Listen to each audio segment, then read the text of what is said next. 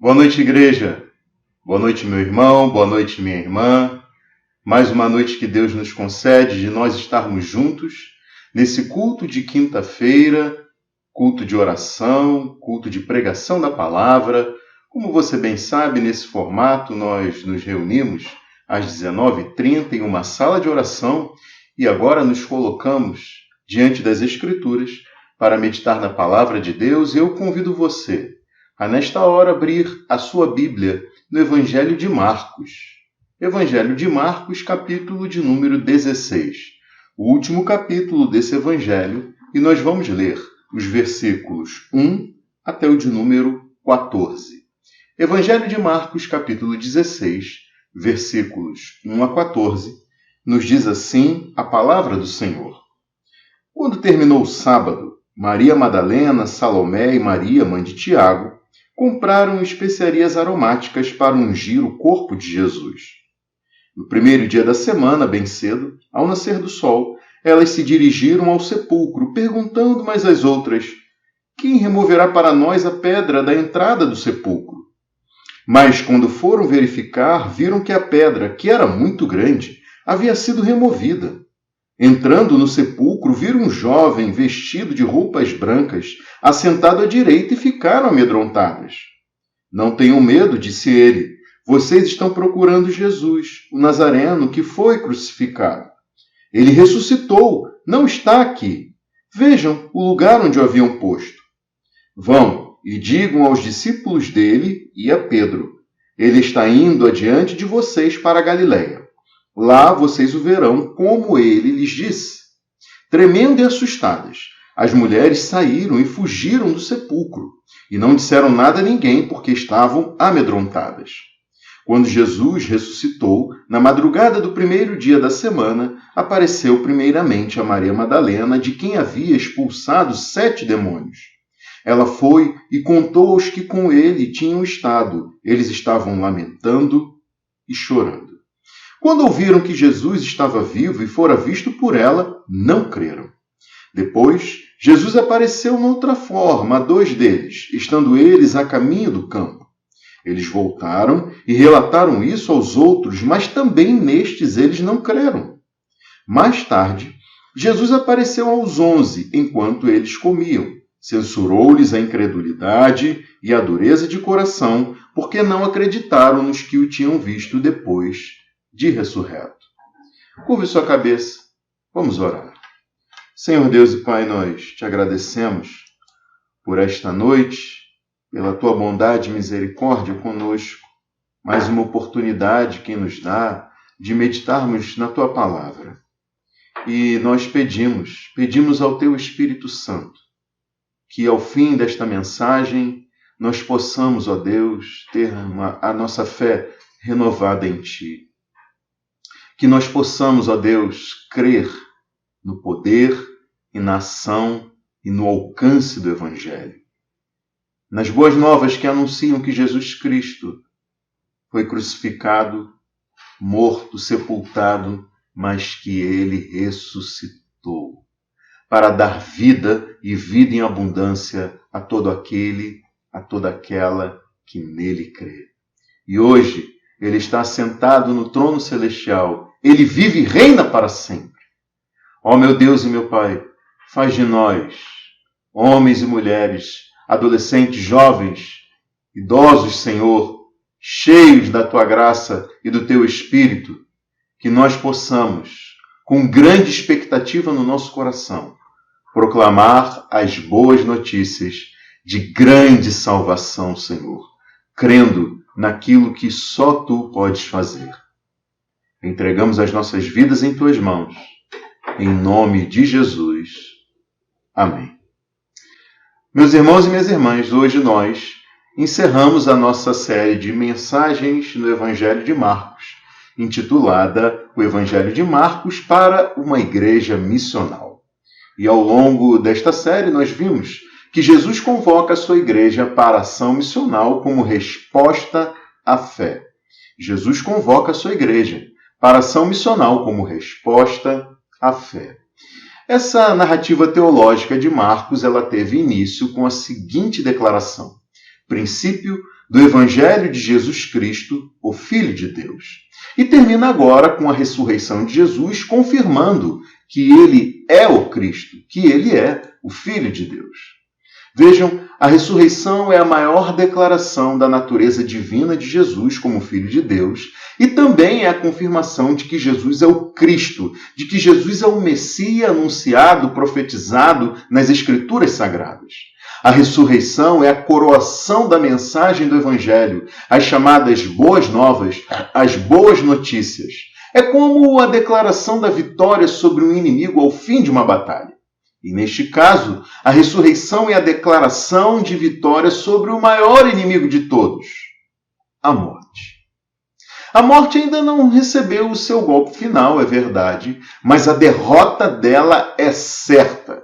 E é isso que a ressurreição de Jesus significa, e é isso o que a ressurreição de Jesus declara.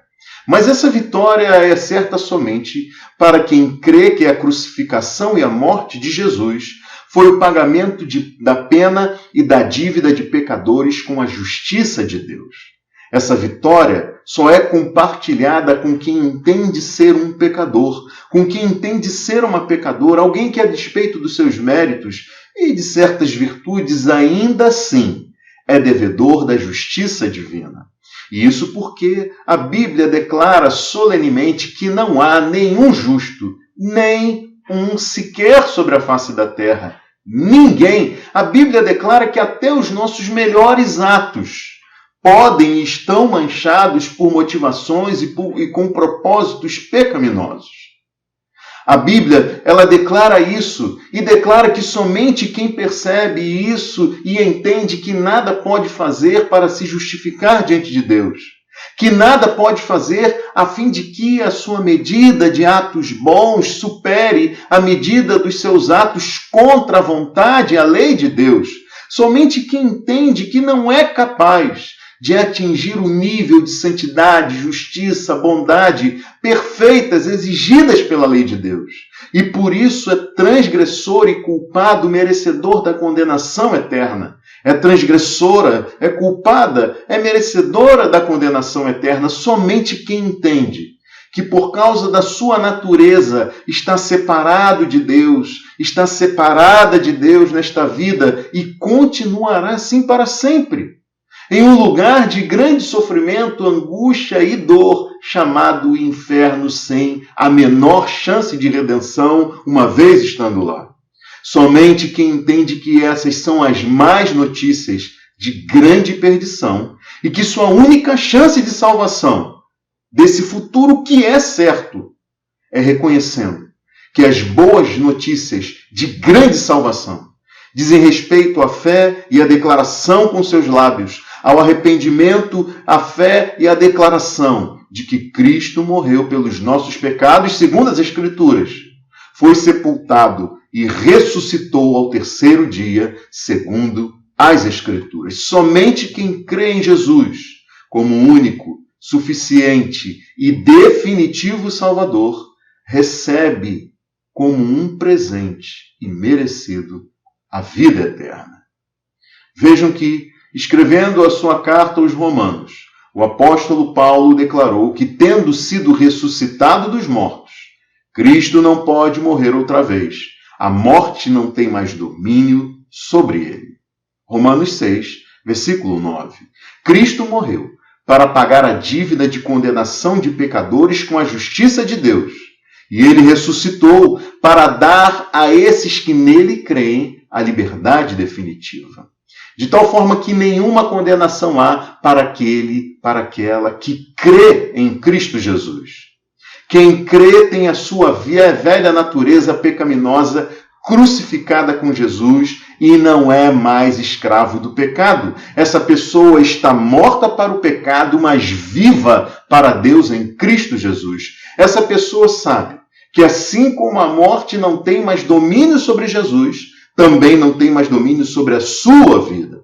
Essa pessoa ainda experimentará a morte física, mas é a vida eterna que a aguarda. Esta pessoa até pode experimentar a morte física, mas a vida eterna a aguarda.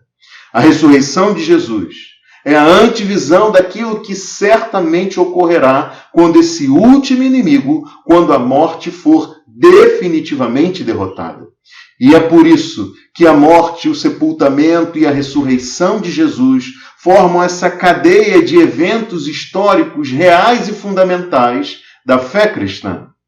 Esses eventos, eles foram testemunhados em primeira mão, especialmente por 3 mulheres: Maria Madalena, Salomé e Maria, mãe de Tiago e de José.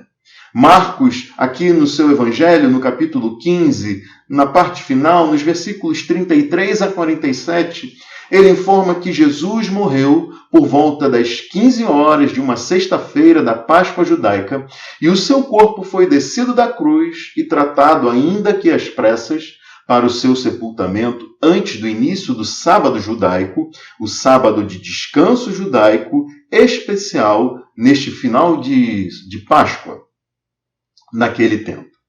Mateus, ele conta em seu evangelho que as autoridades religiosas que constituíam o Supremo Tribunal Judaico, chamado de Sinédrio, tinham por certo ter alcançado seu maior objetivo buscado desde o início do ministério de Jesus lá na Galileia. Jesus estava finalmente morto. Tanto é que essas autoridades procuraram o governador romano no dia seguinte, no sábado, e disseram a Pôncio Pilatos: Senhor, lembramos que enquanto ainda estava vivo, aquele impostor disse: depois de 3 dias ressuscitarei. Então ordena, pois, que o sepulcro dele seja guardado até o 3º dia, para que não venham os seus discípulos e, roubando o corpo, digam ao povo que ele ressuscitou dentre os mortos. Este primeiro engano será pior, esse último engano será pior do que o primeiro. Pilatos, então, autorizou que um destacamento fosse colocado à disposição para fazer a guarda do sepulcro de Jesus.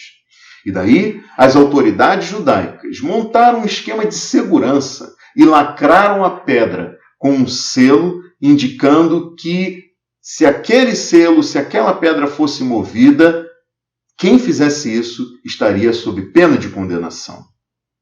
O corpo de Jesus foi colocado em um jazigo da família de José de Arimateia, que fazia parte do Sinédrio, desse grupo de autoridades religiosas do Supremo Tribunal Judaico, mas ele tinha se tornado um discípulo de Jesus.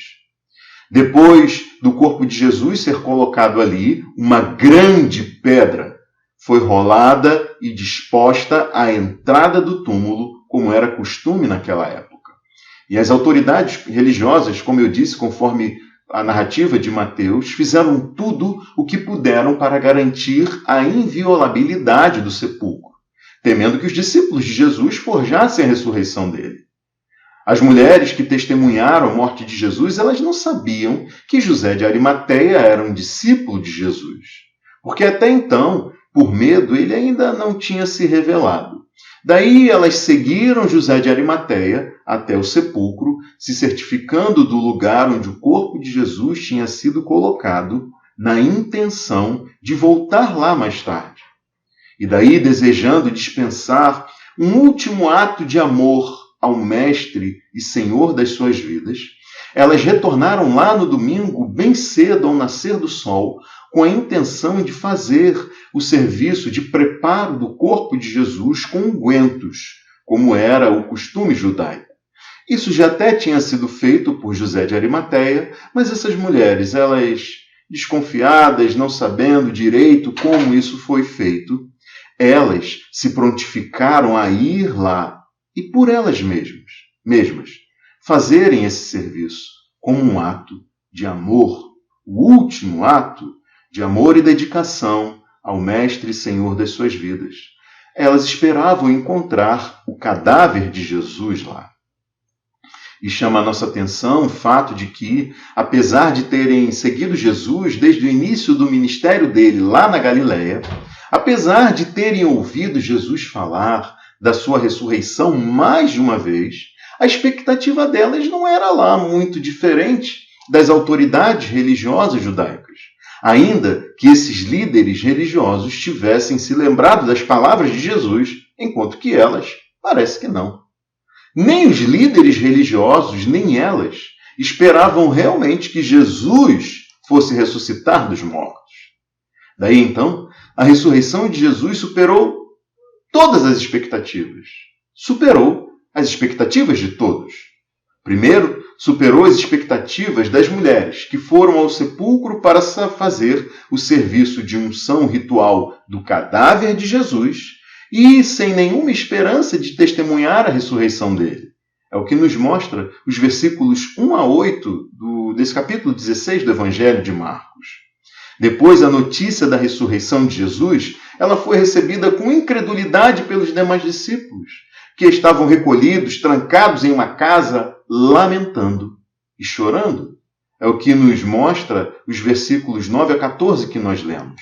Mas nós veremos que a ressurreição de Jesus é o fundamento para a pregação do Evangelho a todas as pessoas em todo o mundo, com um alcance hoje que certamente superou as expectativas daqueles discípulos ali em Jerusalém, na manhã daquele domingo da ressurreição, e isso está registrado nos versículos 15 a 20.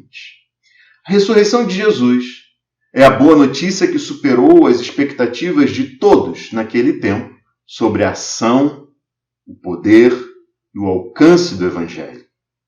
E o que nos deve levar a pensar no quanto nós, hoje, temos correspondido a esse poder, ação e alcance do Evangelho.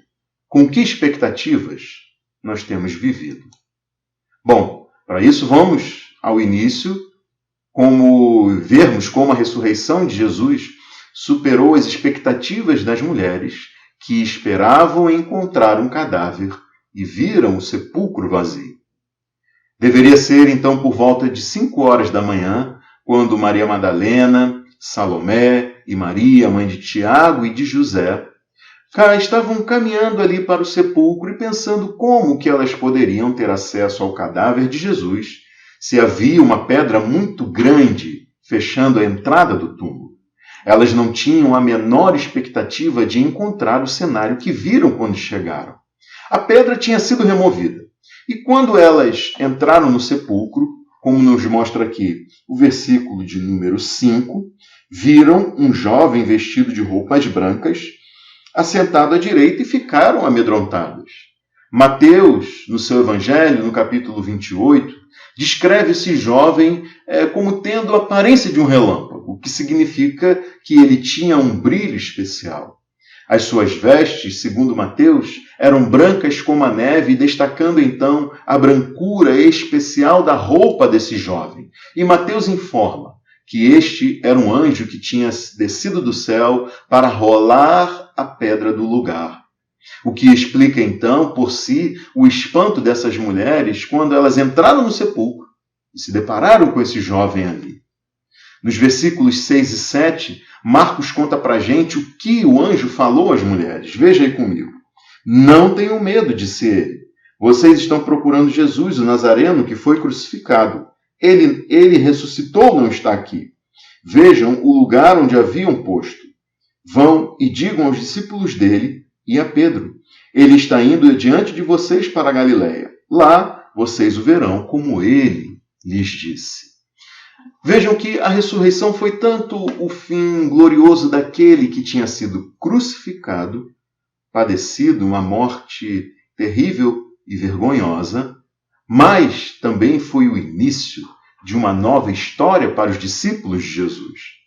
A Galiléia foi onde tudo começou, foi lá onde Jesus deu início ao seu ministério, foi lá onde ele realizou sinais miraculosos que revelaram quem ele era e qual era a sua missão. Foi lá onde Jesus separou 12 homens para que fossem seus apóstolos, ou enviados em seu nome como representantes dele, em um sentido assim diferenciado dos demais discípulos.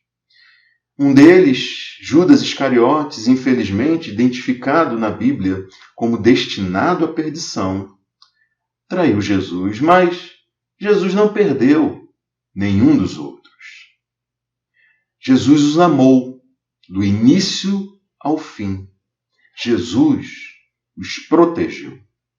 e ele ainda os amava, depois de ressuscitado a despeito das falhas demonstradas por eles.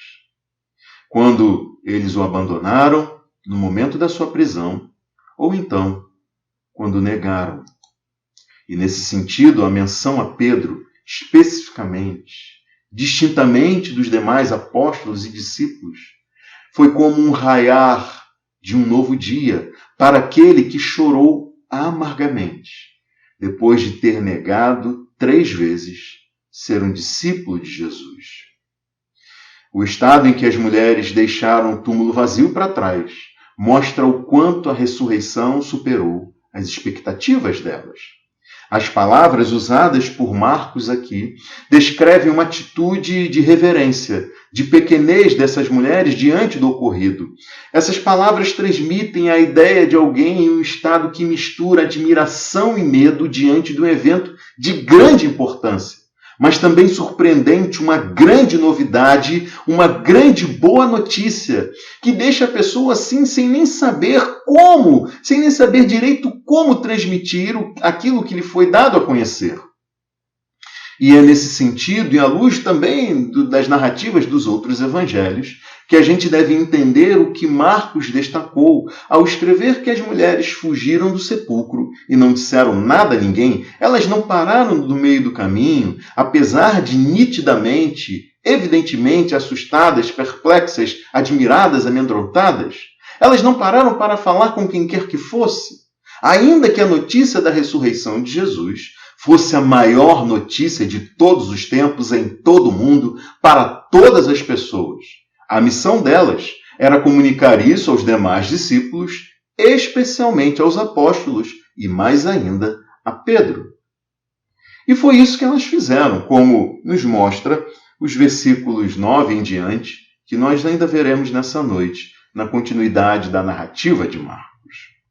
Bom, meus irmãos e minhas irmãs, ao longo desses capítulos do Evangelho de Marcos, nós podemos aprender lições assim preciosas sobre a nossa ação missional, sobre a pregação do Evangelho, sobre o discipulado, e aqui nesse episódio, na narrativa da ressurreição de Jesus, isso não vai ser diferente.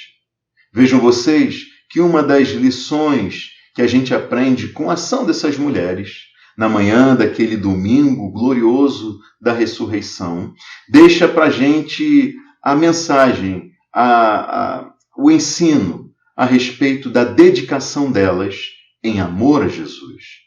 Ainda que elas não tivessem a expectativa de encontrar o Senhor ressuscitado, elas pensaram que iriam encontrar um Jesus morto, queriam dedicar a ele um último ato de amor ao dispensar ao cadáver dele os cuidados para o seu sepultamento, mas felizmente nada disso foi necessário porque ele tinha ressuscitado. Mas e quanto a nós hoje? Pense comigo, meu irmão, minha irmã. Quantos motivos nós temos? Há mais do que essas mulheres. Porque nós hoje sabemos que Jesus está vivo, que Ele reina, Ele ressuscitou para todo sempre.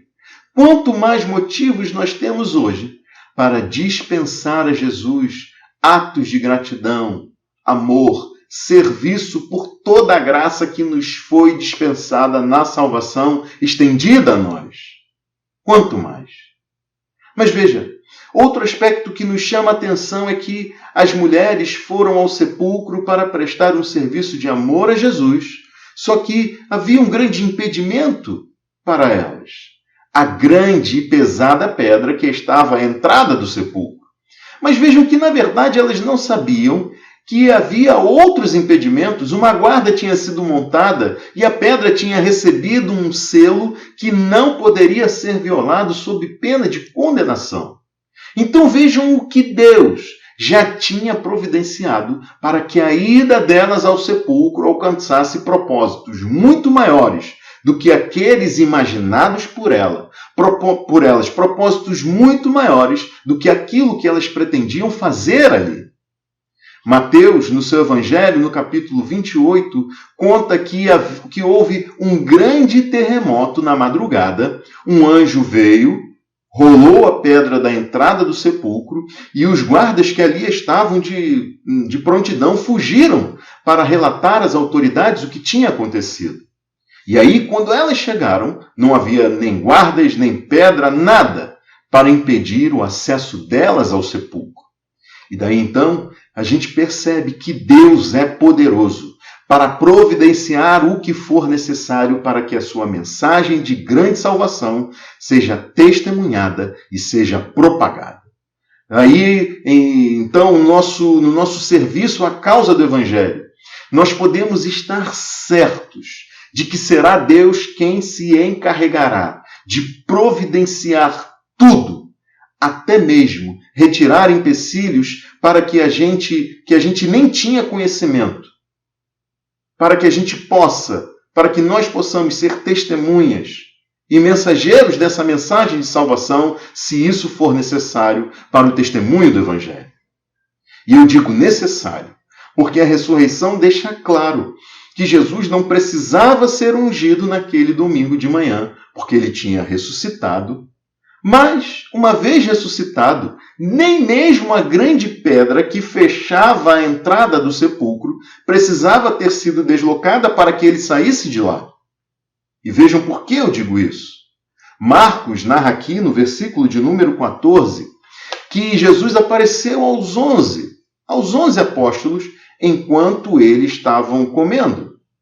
Mas é João que dá detalhes desse encontro de Jesus com os apóstolos e também os demais discípulos, quando ele conta em seu evangelho, no capítulo de número 20, que eles estavam reunidos a portas trancadas, por medo dos judeus. Eu disse reunidos a portas trancadas. Foi quando João relata que Jesus entrou, pôs-se no meio deles e disse: "Paz seja com vocês." E tendo dito isso, mostrou-lhes as mãos e o lado que tinham sido perfurados na crucificação. Vejam bem, vocês ouviram bem e perceberam o que João narra no seu evangelho? De alguma maneira sobrenatural, Jesus teve a capacidade de se colocar no meio dos seus discípulos, ainda que as portas do lugar tivessem trancadas naquela manhã. Daí, se isso aconteceu dessa forma, então pense só comigo, que razão haveria para que a grande pedra à entrada do sepulcro fosse rolada? Certamente não foi para que Jesus saísse do túmulo. Nenhuma pedra o poderia deter, assim como a morte não foi capaz de detê-lo. E aí nós concluímos que o sepulcro, meus irmãos e minhas irmãs, foi aberto para que as mulheres testemunhassem o maior de todos os acontecimentos, o maior de todos os milagres, o maior evento de toda a história da humanidade, desde a eternidade para todo sempre. Jesus ressuscitou. Glória a Deus! Glória a Deus! Eram as mulheres que precisavam entrar e não Jesus que tinha de sair do sepulcro por aquele meio. Então Deus é capaz de fazer coisas espetaculares para que nós sejamos testemunhas do Evangelho. E a grande pergunta que fica é: será que nós temos expectativas como essas ainda hoje? Será que você também pode sonhar? Será que você sonha? Será que você imagina o que Deus pode fazer para que você seja uma testemunha dele? E quanto à nossa igreja, meu irmão, minha irmã, quais são as suas expectativas para a nossa ação missional como congregação, como igreja local ali naquele bairro? O que nos leva, então, à parte seguinte dessa pregação, onde nós vemos que a ressurreição superou as expectativas dos discípulos, que foram encontrados lamentando, chorando, acuados e incrédulos. Vejam vocês que no versículo 9, Jesus apareceu primeiro a Maria Madalena. E daí nós lemos nos versículos 10 a 11, veja aí na sua Bíblia junto comigo o seguinte: ela foi e contou aos que com ele tinham estado. Eles estavam lamentando e chorando. quando ouviram que Jesus estava vivo e fora visto por ela, não creram. Marcos destaca aqui a desesperança e a incredulidade dos discípulos, mas, conforme o anjo lembrou as mulheres, Jesus tinha falado em mais de uma ocasião sobre o quanto ele sofreria nas mãos das autoridades religiosas judaicas e dos gentios, aqueles que não eram judeus. Ele seria morto, mas ressuscitaria depois de 3 dias. Jesus tinha dito isso aos discípulos em geral, dentre os quais estavam as mulheres, mas ele tinha dito isso especialmente e especificamente em separado aos seus apóstolos. E a última vez que Jesus falou sobre a sua ressurreição foi na quinta-feira, quando ele esteve com seus discípulos depois da ceia da Páscoa, na noite da prisão dele. Jesus anunciou que, conforme estava escrito nas Escrituras Sagradas, os seus discípulos o abandonariam, mas em seguida ele disse: depois de ressuscitar, irei adiante de vocês para a Galiléia. Daí então, a gente vê que Jesus marcou um encontro com os seus discípulos na Galiléia para depois da morte dele. Só que os discípulos se esqueceram disso tudo. E mesmo depois das notícias da ressurreição, muitos ainda se mantiveram incrédulos. Veja aí comigo os versículos 12 a 14 que narram o que aconteceu então. Versículo 12 diz assim: depois Jesus apareceu noutra forma a 2 deles, estando eles a caminho do campo. Eles voltaram e relataram isso aos outros, mas também nestes eles não creram. Mais tarde, Jesus apareceu aos 11 enquanto eles comiam. Censurou-lhes a incredulidade e a dureza de coração, porque não acreditaram nos que o tinham visto depois de ressurreto. Conforme Lucas conta no seu evangelho, esses 2 encontros de Jesus com os discípulos, aqueles 2 que estavam a caminho do campo, e em seguida aquele encontro com os 11, esses 2 encontros aconteceram naquele mesmo domingo.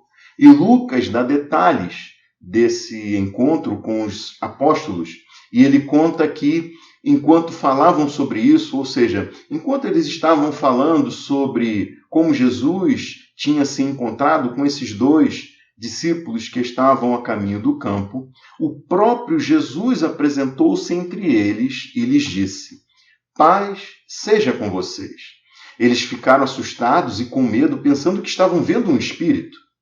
Ele lhes disse: por que vocês estão perturbados e por que se levantam dúvidas no coração de vocês? Vejam as minhas mãos e os meus pés. Sou eu mesmo, toquem-me e vejam. Um espírito não tem carne nem ossos, como vocês estão vendo que eu tenho. Tendo dito isto, mostrou-lhe as mãos e os pés, e por não crerem ainda, tão cheios estavam de alegria e de espanto, Jesus perguntou: vocês têm algo aqui para comer? Daí então deram-lhe um pedaço de peixe assado e ele comeu na presença deles. E disse-lhes: foi isso que eu lhes falei enquanto estava com vocês. Era necessário que se cumprisse tudo o que a meu respeito está escrito na lei de Moisés, nos profetas e nos salmos. Então lhes abriu o entendimento para que pudessem compreender as Escrituras. E Jesus lhes disse: está escrito que o Cristo haveria de sofrer e ressuscitar dos mortos no 3º dia, e que em seu nome seria pregado o arrependimento para perdão de pecados a todas as nações, começando por Jerusalém. Vocês são testemunhas destas coisas. E vejam, meus irmãos e minhas irmãs, quanto significado há em Jesus trazer as marcas da crucificação em seu corpo ressuscitado. O apóstolo Paulo ele afirma que a ressurreição dos crentes será como o plantio de uma semente. Ressurreição essa de Jesus que será compartilhada com os crentes. O apóstolo Paulo escreveu em 1 Coríntios capítulo 15 o seguinte: assim será com a ressurreição dos mortos. O corpo que é semeado é perecível e ressuscita imperecível. É semeado em desonra e ressuscita em glória. É semeado em fraqueza e ressuscita em poder. É semeado um corpo natural e ressuscita um corpo espiritual. Paulo afirma que na ressurreição o que é corruptível se revestirá do incorruptível e aquilo que é mortal se revestirá de imortalidade.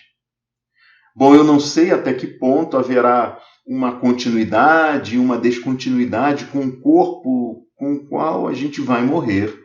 Mas o que eu sei é que o que eu tenho por certo é que nenhuma sequela física haverá nos crentes ressuscitados.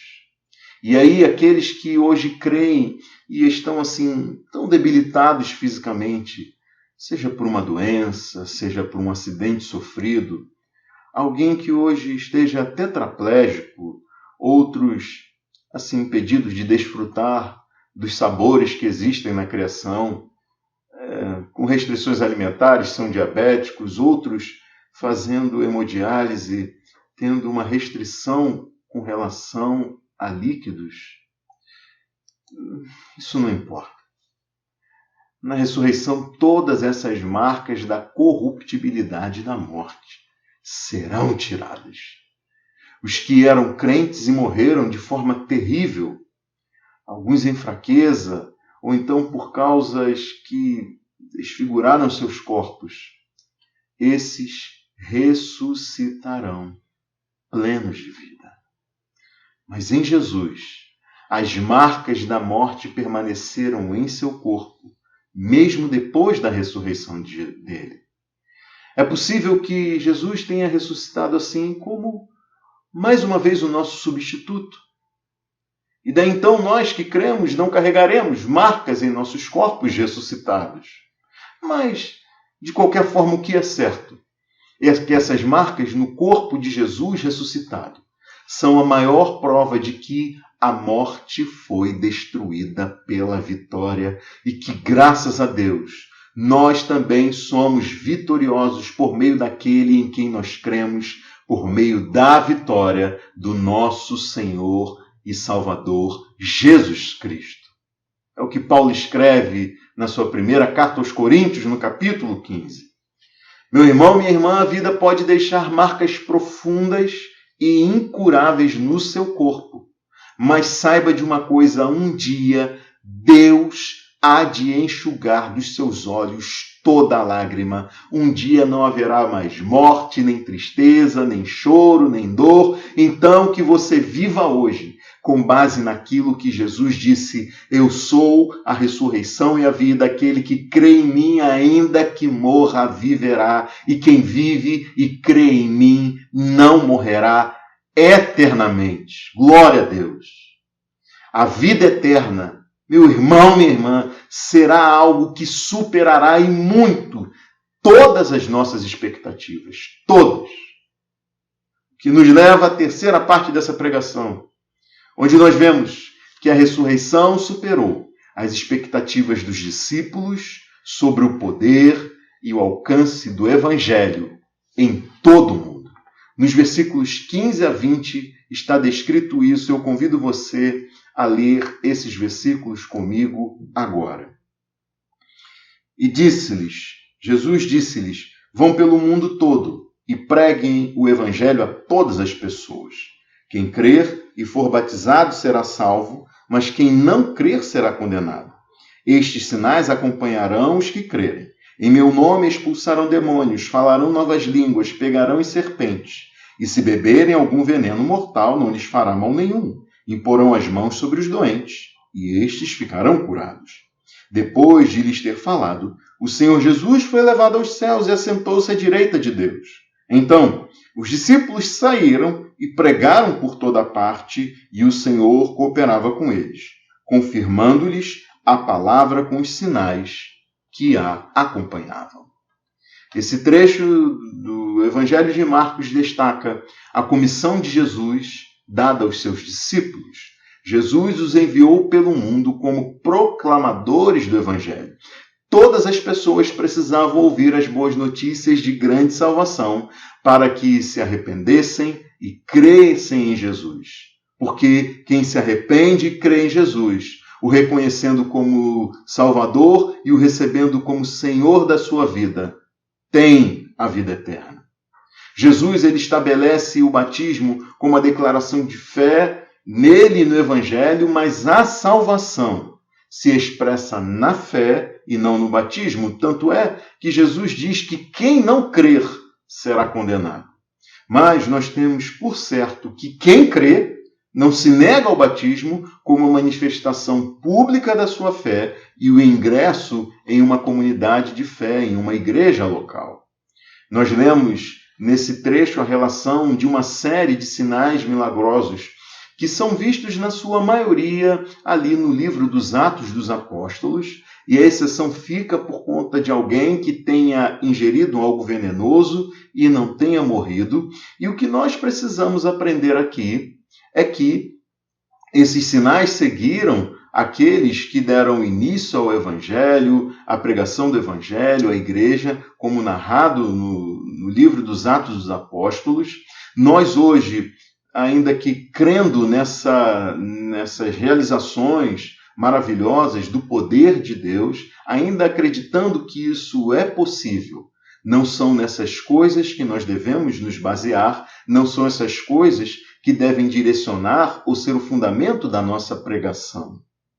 Nem mesmo nós devemos ficar tentando e provando a Deus como uma seita lá nos Estados Unidos, fica manipulando serpentes venenosas para que vê se alguém é crente ou não, que ainda que picado não morra. Não é para essas coisas. Mas no fim nós lemos aqui, na narrativa do Evangelho de Marcos, sobre a ascensão de Jesus e a sua posição de autoridade ao lado de Deus. E essa entronização de Jesus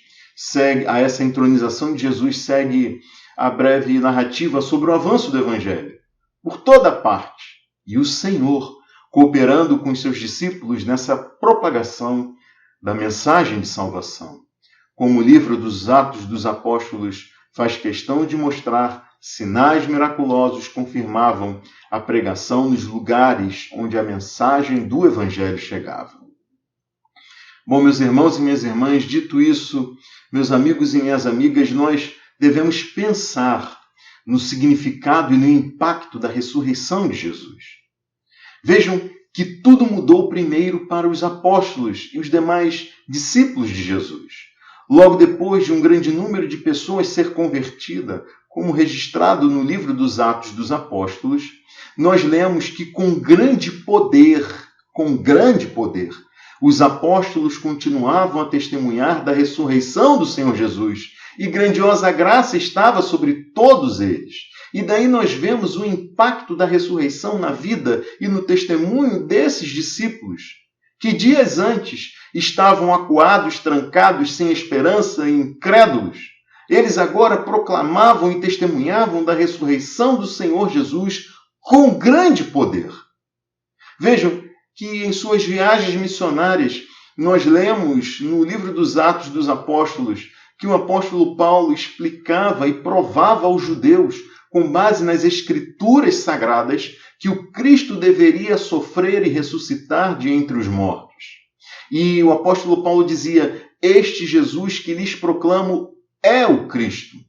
E não era só os judeus que o apóstolo Paulo falava sobre a ressurreição de Jesus. Entre os filósofos em Atenas, conforme o capítulo 17 do livro de Atos registra, o apóstolo Paulo falando na praça principal todos os dias, ele pregava as boas novas a respeito de Jesus e da ressurreição. A ressurreição era um tema recorrente nas pregações do apóstolo Paulo, porque sem ela a obra de salvação de Deus estaria incompleta. Ele escreveu em Romanos capítulo 4, versículo 25, que Jesus foi entregue à morte por nossos pecados e ele ressuscitou para a nossa justificação. Aí a gente entende que a morte de Jesus no lugar de pecadores, como substituto de quem nele crê, proporciona a quitação da dívida e o perdão dos pecados, mas é a ressurreição de Jesus que promove e sela a justificação de quem nele crê. Paulo afirma que Deus acredita a justiça a quem crê em Jesus como ressuscitado dos mortos e se submete a Ele como Senhor da sua vida. Mas é a ressurreição de Jesus que se configura como o selo da justiça perfeita e plena, creditada a quem nele crê para a redenção final. A ressurreição é também o fundamento para uma nova vida santa, justa e reta diante de Deus e em sociedade hoje, já e agora. O apóstolo Paulo afirma que o poder para uma nova vida liberta do domínio do pecado é da mesma natureza do poder que ressuscitou Jesus. O apóstolo Paulo fala também da expectativa futura, aquilo que deve motivar cada crente em Jesus. Ele afirma que por seu poder, Deus ressuscitou o Senhor e também nos ressuscitará.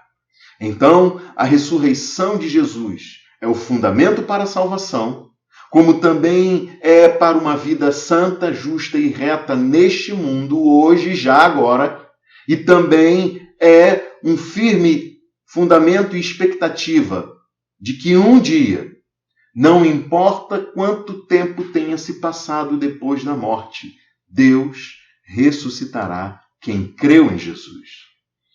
A ressurreição de Jesus é o firme fundamento para a salvação passada, para a vida hoje e para a expectativa futura de vida eterna. Paulo afirma que chegará o dia em que todos os que creram serão transformados. Neste dia, no momento, no abrir e fechar de olhos, os mortos ressuscitarão incorruptíveis e os que estiverem vivos serão transformados. Neste dia, será entoado o canto de triunfo declarando: a morte foi destruída pela vitória. Onde está a morte, a sua vitória? Onde está a morte, o seu aguilhão? O aguilhão da morte é o pecado e a força do pecado é a lei, mas graças a Deus, que nos dá a vitória por meio de nosso Senhor Jesus Cristo. Aleluia! Glória a Deus! É por isso que Paulo encerra o seu argumento escrevendo que a ressurreição é o que deve nos motivar à perseverança em fé. Em 1 Coríntios 15, 58, o apóstolo escreveu: portanto, meus amados irmãos, mantenham-se firmes e que nada os abale. Sejam sempre dedicados à obra do Senhor, pois vocês sabem que no Senhor o trabalho de vocês não será inútil. E essa é a minha oração, meus irmãos e minhas irmãs, que Deus nos fortaleça, que nos mantenhamos firmes, que nada nos abale, que sejamos uma igreja missional e discipuladora dedicada à obra do Senhor. E é a morte e a ressurreição de Jesus que fazem com que eu me volte agora a você, para você, meu amigo, minha amiga, e faça minhas as palavras do apóstolo Paulo, que escreveu em Romanos 10, versículo 9. Se você confessar com a sua boca que Jesus é o Senhor e crer em seu coração que Deus o ressuscitou dentre os mortos, você será salvo. Eu vou repetir. Se você confessar com a sua boca que Jesus é o Senhor e crer em seu coração que Deus o ressuscitou dos mortos, você será salvo. Daí então eu encerro repetindo para você o que está registrado aqui no final do Evangelho de Marcos. Se você crer, será salvo. Mas quem não crer será condenado. Por isso, meu amigo, minha amiga, arrependa-se e creia. E eu quero terminar a mensagem de hoje e essa série no Evangelho de Marcos, recitando um trecho da pregação do pastor, ouça o nome dele, Sadraque, Mesaque, Lockridge. Ele foi pastor da Igreja Batista do Calvário, nos Estados Unidos, uma congregação afro-americana em San Diego, na Califórnia.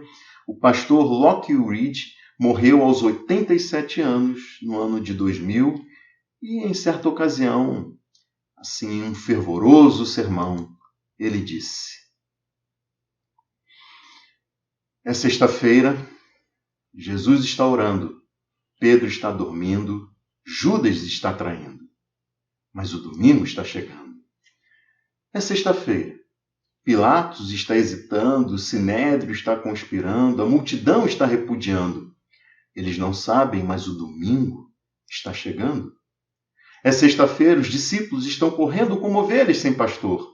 Maria está chorando, Pedro está negando, eles não sabem, mas o domingo está chegando. É sexta-feira, os romanos golpeiam meu Jesus. Eles os vestem com um manto escarlate, o coroam com espinhos. Eles não sabem, mas o domingo está chegando. É sexta-feira. Veja Jesus caminhando para o Calvário, o sangue dele pingando, seus pés tropeçando, seu espírito sobrecarregado. Mas veja, é só sexta-feira. O domingo está chegando. É sexta-feira. O mundo está ganhando, pessoas estão pecando e o mal está sorrindo. É sexta-feira, os soldados pregam as mãos do meu Salvador na cruz. Eles pregam os pés do meu Salvador na cruz e então o levantam ao lado de criminosos. É sexta-feira, mas deixe-me te dizer uma coisa. O domingo está chegando. É sexta-feira. Os discípulos estão questionando o que aconteceu com seu rei. E os fariseus estão comemorando que as suas maquinações alcançaram, mas eles não sabem, é só sexta-feira. O domingo está chegando. É sexta-feira. Ele está pendurado na cruz. Sentindo-se desamparado por seu pai, abandonado e morrendo, ninguém pode salvá-lo. Oh, é sexta-feira. Mas o domingo está chegando. É sexta-feira, a terra treme, o céu escurece, meu rei entrega o seu espírito. É sexta-feira, a esperança está perdida. A morte venceu, o pecado prevaleceu e Satanás está gargalhando. É sexta-feira. Jesus está sepultado, um soldado fica de guarda e uma pedra é rolada no lugar. Mas é sexta-feira. É só sexta-feira. O domingo está chegando. E para quem crê, esse domingo já chegou. Então, meu irmão, minha irmã, não tema. Não tema. Confie no Senhor Jesus em toda e qualquer circunstância. Essas lágrimas são de certa emoção, mas eu sei que o domingo chegou. O domingo chegou para quem nele crê. E daí então, no seu dia a dia, no seu testemunho de fé, tenha altas expectativas, sabendo que os nossos sofrimentos atuais não podem ser comparados com a glória que em nós será um dia revelada. Glória a Deus. Vamos orar. Senhor, nós te agradecemos pela ressurreição de nosso Senhor Jesus Cristo, Salvador das nossas vidas, que consumou a tua obra de salvação, de redenção, de justificação, Senhor, de perdão de pecados, de conciliação, de estabelecimento da paz contigo, e mais do que isso, Senhor, de filiação. Nos tornamos filhos de Deus por meio da fé em Jesus Cristo. Nós glorificamos o teu nome por tão grande salvação, Senhor. Pedimos que possamos nos mantermos firmes, olhando para diante, para o prêmio, para a soberana vocação, algo imerecido que nos está garantido no céu, ó Deus, quando viveremos contigo para todo sempre, meu Deus e meu Pai. Ajuda-nos a permanecermos firmes a despeito das lutas, das angústias, das tribulações, das dores desse mundo, Senhor, nesse mundo, a despeito das consequências do pecado e da morte, Senhor, que entrou nesse mundo e desfigurou tudo aquilo que era pretendido para nós, mas que nos é restaurado por meio da fé, naquele que foi crucificado, morto, sepultado e ressuscitado, Senhor. Que nós possamos viver de tal forma e com tal disposição e tal expectativa que sejamos proclamadores do Teu Evangelho, Senhor. Dessa mensagem de grande salvação a homens e mulheres, adolescentes, jovens, crianças, idosos, todos, todas, de todas as idades, em todo lugar, em todo mundo.